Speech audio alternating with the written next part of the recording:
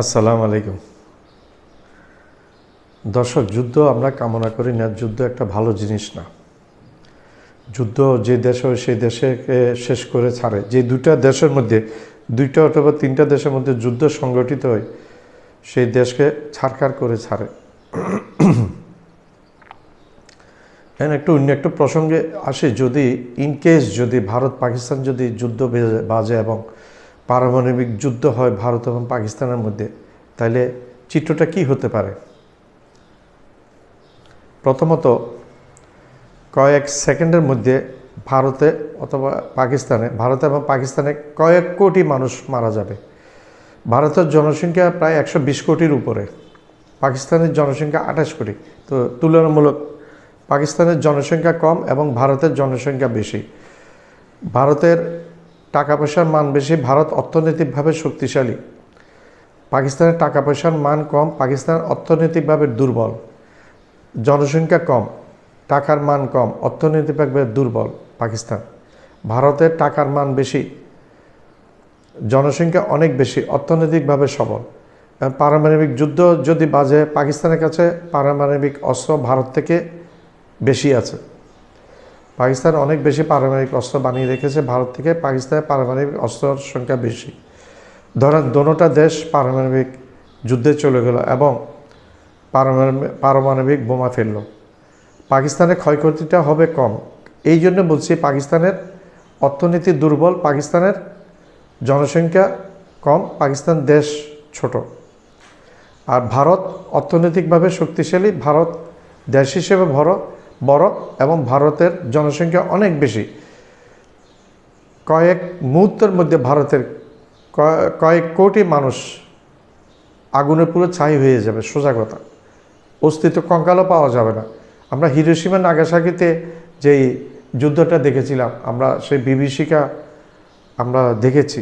সেই বোমাগুলা বর্তমান বোমাগুলা ইন্ডিয়া পাকিস্তানের কাছে যে বোমা আছে, সেই হিরোশিমা নাগাসাকির বোমার চেয়ে কয়েকশো গুণ অধিক ক্ষমতা সম্পন্ন।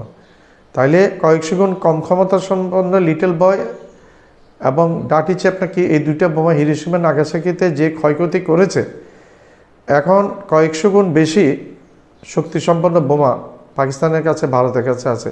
এগুলি কি পরিমাণ ক্ষয়ক্ষতি করতে পারে? এবং শুধু ভারত পাকিস্তানে ধ্বংস হয়ে যাবে না, আশেপাশের দেশগুলো ক্ষতিগ্রস্ত হবে। আমরা হচ্ছে ভারতের প্রতিবেশী, আমরা দুর্বল দেশ, গরিব দেশ, ছোট দেশ। আমরা ক্ষতিকার প্রভাব থেকে আমরা মুক্ত হব না। অর্থাৎ আমাদেরও কয়েক কোটি মানুষ নিমিষে মারা যেতে পারে। একইভাবে শ্রীলঙ্কা, নেপাল, চীন, ভুটান, মালদ্বীপ, পরিবেশে পুরো একটা বিপর্যয় নেমে আসবে, বিপর্যয় ডেকে যাবে পরিবেশ, বিপর্যয় চলে আসবে পরিবেশের, যেটা অকল্পনীয়, যেটা ভাবতে পারা যায় না। এবং কয়েক মাস ধরে আসমান থেকে সূর্য দেখা যাবে না, ছাইয়ের মাশরুমে পুরা আসমান ঢেকে যাবে, যার কারণে সূর্য আসতে পারবে না। তখন টেম্পারেচার চলে যাবে অনেক নিচে এবং প্রচুর জানমালে ক্ষতি হয়ে যাবে, পশু পাখি এবং মানুষ মারা যাবে। তো যুদ্ধ আমাদের কাম্য নয়। ভারত পাকিস্তানকে, আমি আগেও বলেছি, ভারত আচমকিত রাতের অন্ধকারে পাকিস্তানকে আক্রমণ করে ভারত আগুনের মধ্যে ঘিটা ঢেলে দিয়েছে। ভারত বুঝতে পারে নাই যে ভারত কি করতে গিয়েছে। পাকিস্তানের একদিনের অ্যাটামে ভারত বুঝতে পেরেছে পাকিস্তান কি জিনিস।